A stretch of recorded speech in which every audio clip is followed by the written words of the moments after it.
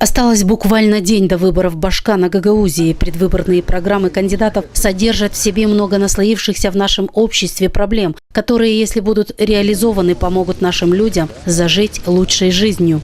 Если мы это в самое ближайшее время не сделаем, а на это, по моим предположениям, отпущено нам 1,5, максимум 2 года, то мы потеряем нашу автономию. И что еще хуже, я думаю, что мы потеряем большую часть нашего населения. Сегодня экономика нашего региона достаточно слаба, и на протяжении последних 10 лет мы не видим никаких перспектив, и мы не видим определенного развития. Поэтому без партнеров извне абсолютно не получится развитие, нормальное, динамичное развитие региона. Башкан будущий, он должен очень хорошо работать с тем, чтобы сюда пришли, открылись рабочие места, инвесторы пришли, чтобы у нас зарплата ежемесячно увеличивалась. Естественно, оттуда увеличивается отчисление в соцфонд, и уже оттуда, естественно, поднимается, можно уже поднимать сами пенсии. Немаловажное значение для развития отечественной экономики имеют вопросы привлечения инвестиций в реальные ее секторы. Мы свои слова держим, поэтому люди наверняка, я уверен в этом, что видят то, что творится в Комране. Что дальше люди говорят? Люди говорят, нам нужны рабочие места.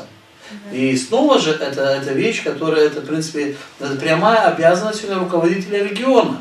Потому что я скажу, что в основном сегодня все проблемы, которые есть в Гагаузии, они лежат на наших примарах.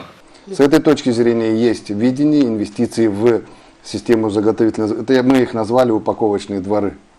И в этом упаковочном дворе будут аккумулированы многие предприятия, многие производства, которые будут заготавливать, то есть закупать для последующей продажи за границу. Своеобразно проводит свою предвыборную кампанию кандидат в Башканы Леонид Добров. Его предвыборная программа основана на критике программ баллотирующихся кандидатов на пост Башкана. Мы породили этого ребенка в Гагаузии, мы его передали другим на временное пользование. За 20 лет этого ребенка не покормили, не помыли, даже пустили по миру.